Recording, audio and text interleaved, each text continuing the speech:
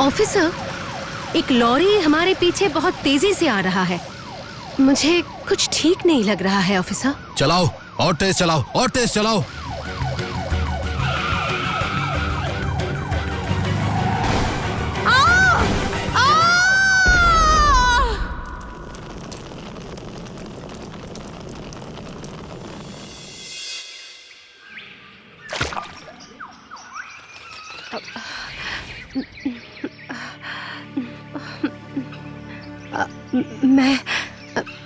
मैं कहाँ हूँ? बोलो बोलो, कहाँ है मेरी मालिनी? तुम्हारी हिम्मत कैसे हुई उसकी किडनैपिंग की बात मुझसे छुपाने की? बोलो। भैया देखो, स्वास्तिका दी ने कॉल किया है। अंकल आप प्लीज अंदर आकर बैठिए। आप अभी बारमुंडी के बाहर हैं, जंगल के बीच में। मैं ही आपको बचा के ले आया। आपने मुझे बचाया है? आप कौन हैं? आप मुझे पहचान नहीं पा रही है मैडम? मैं जग्गू डकैत हूँ। मैंने ही आपको बुलाया था वो कीटनाशक कंपनी के मालिक निधि सेठ को सजा देने के लिए। निधि सेठ? हाँ मैडम, निधि सेठ। आज आपके वजह से उसके गैर कानूनी कंपनी का धंधा बंद हो गया है और वो खुद भी गिरफ्तार हो गया है। याद नहीं है आपको? लेकिन उसका नौकर रघु मालिक के लिए बदला लेने के लिए लॉरी से आपके गाड़ी को धक्का मारा है।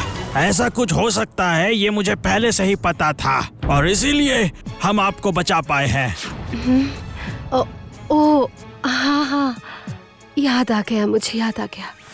अचानक ऐसा एक्सीडेंट होने की वजह से सब कुछ ऐसे उलझ सा गया है। लेकिन मैंने तो आपको पुलिस के सामने सरेंडर करने को कहा था ना। इस तरह डकैती करके बेईमानी की जिंदगी जीने में आपको अच्छा लगता है? नहीं, अच्छा नहीं लगता। एक ईमानदार स्कूल टीचर का इस तरह से डकैत बने रहना अच्छा लग सकता है क्या? आप ही बताइए। School teacher? हाँ, चक्रवेरिया गांव का प्राइमरी स्कूल टीचर। मैं अपने खुशी से डकैत नहीं बना मैडम, जान बचाने के लिए डकैती की है। और जिसकी वजह से आज मेरी ये हालत है वो काफी खुशी से दिन गुजार रहे हैं। और मेरी सबसे करीबी एक इंसान उसी गांव में रह गई है और उसको उस हालत से जब तक निकाल नहीं लेता तब तक मैं पुलिस के पास नहीं जा पाऊंगा मैडम। कौन मुसीबत में है? देखिए, क्या आप मुझे सब कुछ साफ साफ बता सकते हैं? हो सकता है मैं आपकी कोई मदद कर सकूं। जरूर कह सकते हैं, और अगर आप संध्या को वापस ला सकती है तो फिर मैं आज ही पुलिस के पास सरेंडर करूंगा। सच बोल रहा हूँ, मुझे भी ये जिंदगी बिल्कुल पसंद नहीं है मैडम। अगर हो सके तो मुझे बचाइए। संध्या कौन है? संध्या और मैं एक दूसरे से बहुत प्यार करते थे। शादी की बात सोच रहे थे हम, लेकिन गांव का जमींदार रतन मजूमदार की नजर मेरी संध्या पर थी और इसीलिए। अब तो समझ में आ गया ना साहब, वो संध्या आपसे शादी क्यों नहीं करना चाहती? संध्या की इतनी बड़ी हिम्मत, उस मास्टर की वजह से वो मुझे नजरअंदाज कर रही है। मैं भी देखता हूँ उनकी शादी कैसे होती है। चाहे जो हो जाए, मुझे वो संध्या चाहिए। तू कुछ इंतजाम कर।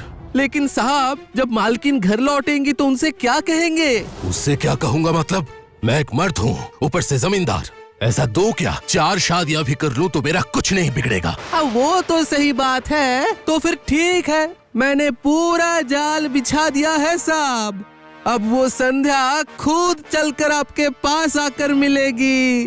वो कैसे? वो कैसे? एक बार सोच के देखिए साहब, अगर स्कूल फंड का पैसा उस मास्टर के घर में मिले तो कैसा रहेगा? नौकरी तो जाएगी ही, गांव वालों का भरोसा भी टूट जाएगा। वाह, क्या बात है, ये बढ़िया है। लेकिन उस मास्टर के चले जाने से ही क्या संध्या मुझे शादी करने के लिए मान जाएगी? नहीं, बल्कि और ज्यादा जिद पर आ जाएगी। लेकिन उसका इलाज भी मेरे पास है। कौन सा इलाज? अगर अचानक गांव के कुछ घरों के हांस, मुर्गी, कुत्ते, बकरी मरने लगे और वो मरे हुए जानवर संध्या के घर के सामने मिले तो लोग उसे क्या कहने लगेंगे साहब? अपशगुन। और तब मैं कहूंगा मुझसे शादी कर लो, मैं गांव वालों का मुंह बंद कर दूंगा। हाँ, शाबाश लालू, शाबाश। शैतानी में तू अभी भी सबसे आगे है।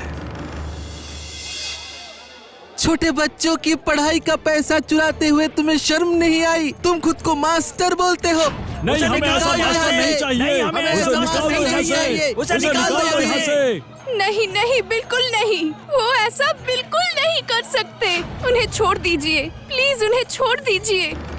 अगर सिर झुकाकर यहाँ से नहीं गए तो जैसे तुझे चोर बनाया है वैसे ही तेरी प्यारी संध्या को भी मनहूस का दाग लगाकर बंद कर दूंगा। नहीं नहीं, ऐसा मत कीजिए। मैं चला जा रहा हूँ। दोबारा इस गांव के सीमा के अंदर कदम रखा ना तो वही तेरा आखिरी दिन होगा। नहीं जमींदार साहब, मैं जानती हूँ ये सब आपका किया धरा है, लेकिन जिस कारण आपने ये सब कुछ किया है ना, आपकी वो मनोकामना कभी भी पूरी नहीं होगी। गांव से निकलने के बाद मैं इन जंगलों में ही रहने लगा था। उसके बाद पापी पेट के लिए इनके जैसे और बदनसीब लोगों का जुगाड़ करके मैंने एक टीम बना ली, लेकिन हमने लूट किया सिर्फ बड़े लोगों पर। वो भी और नहीं करेंगे। हम सब पुलिस के पास जाके सरेंडर करेंगे। मैडम, आप सिर्फ मुझे संध्या की खबर ला कर दीजिए। अगर आप लोगों को मुझ पर भरोसा है तो पुलिस के खुद आकर पकड़ने से पहले आप आज ही पुलिस के सामने सरेंडर कर दीजिए। मैं ना सिर्फ संध्या की खबर लाऊंगी, बल्कि अगर वो मुसीबत में है तो उसे वहाँ से निकाल कर भी लाऊंगी। वादा करती हूँ। भैया, संध्या का घर कहाँ है बता सकते हैं? भैया सुनते हैं? भैया, अजीब बात है। अरे भैया, क्या संध्या का घर कहाँ है आप बता सकते हैं? मैं चलता हूँ भैया।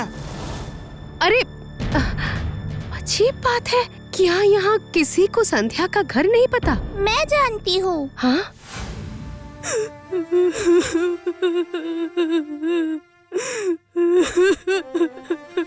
आंटी, आप प्लीज मत रोइए। मुझे बताइए संध्या कहाँ है, मैं आपकी मदद करूँगी। नहीं पता बेटी, नहीं पता। जब सब लोगों ने उसे मनहूस कहकर हमें बिरादरी से बाहर कर दिया, तब एक दिन बहुत गुस्से में आकर वो जमींदार के घर गई थी शिकायत करने। मगर उसके बाद लौटी ही नहीं। जमींदार रतन मजूमदार अगले दिन सुबह हमसे कहा कि संध्या उनके घर गई ही नहीं।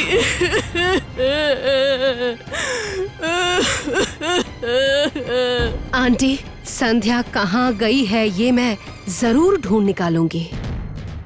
मैंने पहले ही कहा था, वो संध्या मेरे घर नहीं आई। और वैसे भी हम उसे घर में आने क्यों देंगे? साहब के पास लक्ष्मी देवी जैसी घरवाली है, मनहूस औरत कहीं की। खबरदार, और एक लफ्ज मुंह से मत निकालिए। मैं सब कुछ समझ गई हूँ और आप लोगों को इसकी सजा जरूर मिलेगी। निकल जाइए मेरे घर से। ठीक है, आज तो मैं जा रही हूँ, लेकिन जिस दिन मैं वापस आऊंगी पुलिस को साथ लेकर आऊंगी। सुनिए ना। अरे आप कौन? मैं नंदा, बदनसीबी से जमींदार रतन मजूमदार की पत्नी हूँ। आपको मैं ये देने आई थी। चाबी? किस चीज की चाबी है ये? आपके हर बंद सवाल का जवाब इसी चाबी में है। मेरे पति ने आपसे झूठ बोला है। उस रात संध्या मेरे पति के पास आई थी उसके साथ हुई अन्याय का विरोध करने। इसीलिए मेरे पति और उनके वो चेले लालू, उन दोनों ने मिलकर संध्या को एक अंधेरे तहखाने में बंद कर दिया है। ये उसी तहखाने की चाबी है। वो गांव के बाहर जो जंगल है ना, ठीक उसके बीचों बीच। मेहरबानी करके आज रात होने से पहले उसे बचा लीजिए। आपकी धमकी सुनने के बाद उन्होंने आज रात ही उसे वहाँ से हटाने का फैसला किया है।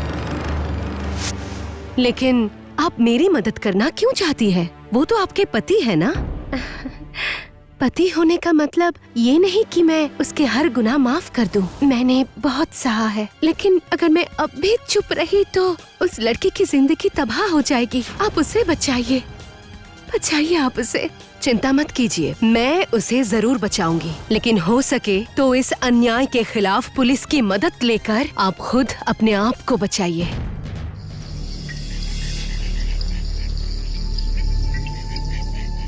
कितनी दूर आ गई, अभी तक जंगल के बीचों बीच नहीं पहुंच पाई।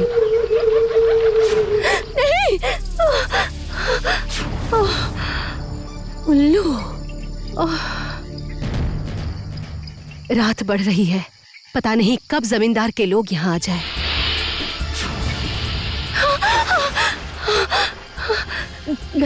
सांप, हे भगवान बचा लो। सांप ठीक से देख नहीं पाते, लेकिन वाइब्रेशन महसूस कर सकते हैं, धुंधला सा देख भी सकते हैं। इसीलिए अगर मैं हिले तो वो सेल्फ डिफेंस में मुझे डस लेगा। नहीं नहीं, चुपचाप सांस रोककर खड़ी रह मालिनी। उफ, बच गई।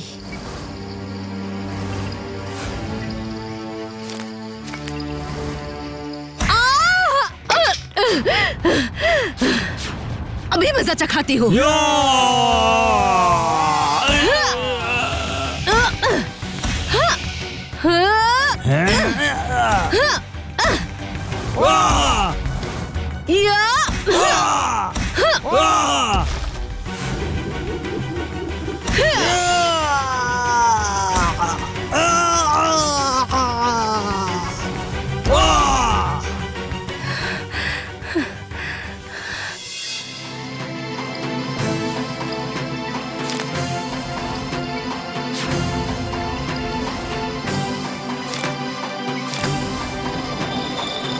संध्या,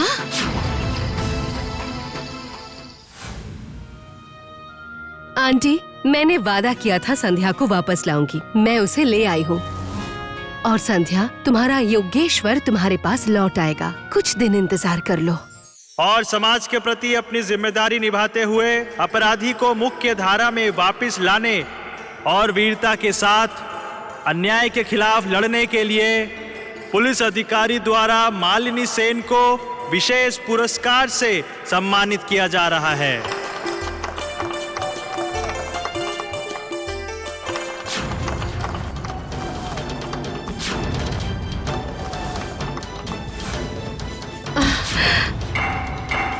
मालिनी, मालिनी भाभी की दिलचस्प कहानियों के लिए एनिमेट्रिक्स हिंदी को सब्सक्राइब करें और बेल आइकन प्रेस करना मत भूलिए।